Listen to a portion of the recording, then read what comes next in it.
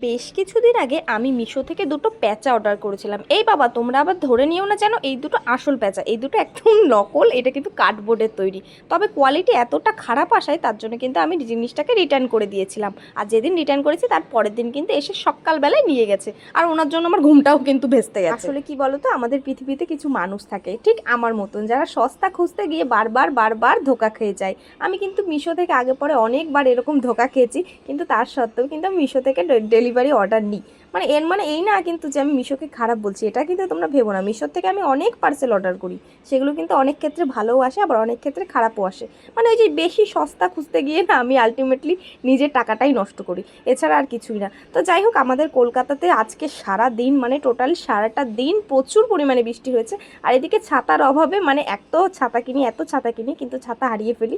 তার জন্য কিন্তু আজকে ছাতা নিয়েও আমি বাড়ি থেকে বেরোইনি, যে যেখানে যাব বাবা কোথা থেকে ছাতাটা আমি হারিয়ে ফেলে চলে আসবো, তারপরে আমি আবার বাড়ি এসে বকাও খাবো। তার থেকে বাবা ছাতাও নেবো না, আমি ভিজে ভিজে যাই, এটাই অনেক ভালো। তো যাই হোক, দেখো স্টেশনে নামতে নামতে কিন্তু মহারাজ এসে দাঁড়িয়েছিল আমার জন্য।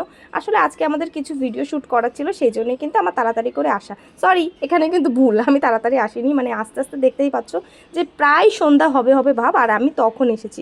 তোমরাই বলো, এখন এসে ভিডিও করলে ভিডিওর কোয়ালিটি কি ভালো থাকবে? তোমরা নিজেরাই বলো। আর এইদিকে আমি মনের মধ্যে যে কি উটপাটাং কথাবার্তা বলছিলাম, সত্যি আমি এখন নিজেই ভয়েস ওভার দিচ্ছি, তো আমি নিজে কি বলবো আমি নিজেই বুঝতে পারছি না।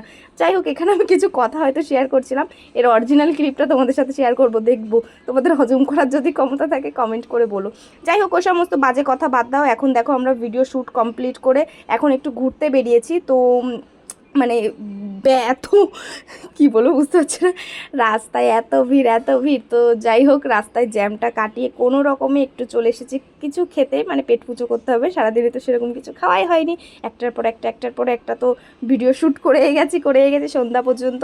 তো যাই হোক, তারপরে এসেছিলাম এই দাদার দোকানে কিছু খাবার খেতে, কিন্তু ওনাদের এত খাবার টেস্টি যে আমরা একটা খেয়ে হয়নি, তারপরে একটার পর একটা খেয়েই যাচ্ছিলাম। এই জন্য আমি মোটা হয়ে যাচ্ছি, জানো তো। তো যাই হোক, আমি অনেক রোগা ছিলাম, কিন্তু বেশ 2 বছর আগেও কিন্তু আমি অনেকটা রোগা ছিলাম, কিন্তু এখন অনেক মোটা হয়ে যাচ্ছি। তো যাই হোক, খাওয়া দাওয়ার পরে একটু মাকে দর্শন করে চলে আসলাম আর একটা নতুন ক্যাফেতে। জানো তো, এই ক্যাফেতে এই পরপর 2 দিন গেছি, তো পরপর 2 দিনই আমাদের মধ্যে এত পরিমাণে ঝামেলা হয়েছে যে কী বলবো আর।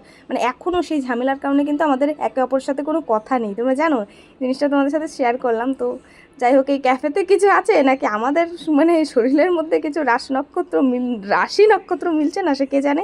এই ক্যাফেতে গেলেই প্রচুর পরিমাণে আমাদের ঝামেলা অশান্তি হয়, আর এত বড় বড় ঝামেলা অশান্তি হয়ে যাবে সে তোমরা ধারণাও করতে পারবে না। যাই হোক, সন্ধ্যেবেলা কিছু কাজও ছিল, সেগুলো মিটিয়ে আমরা কিন্তু সোজা এই ক্যাফে করে বেড়াচ্ছি। খাওয়া দাওয়ার পর খাওয়া দাওয়া করেই যাচ্ছি। জানো, এখানকার না এই 10 টাকায় লস্যি পাওয়া যায়, লস্যিগুলো কিন্তু বেশ টেস্টি, কিন্তু মহারাজের কেন জানি না ভাল লাগলো না।